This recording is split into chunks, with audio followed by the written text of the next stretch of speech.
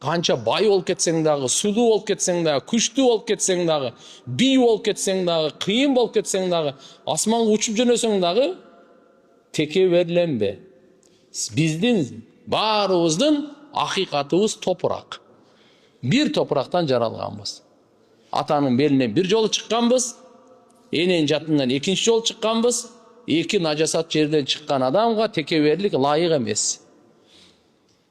Туура келбейт. Текебер шайтан. Шайтан.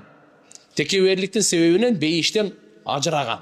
Текеберлиги буну дозокко таштаган. Ким текебер болсо, шайтандын аскерлери.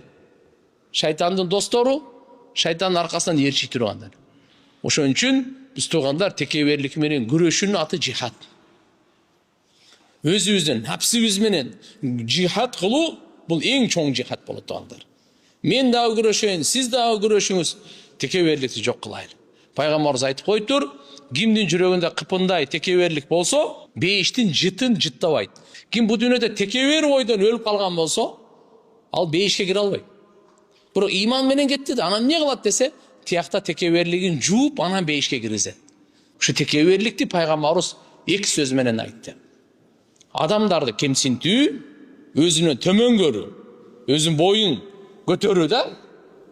Койчу, өзүнө теңине албайт да. Кимсиң сен, койчу сени. Мына текебер мына. Адамдарды өзүнөн төмөн санайт. Өзүн жогору сезет. Ушунун аты текеберлик.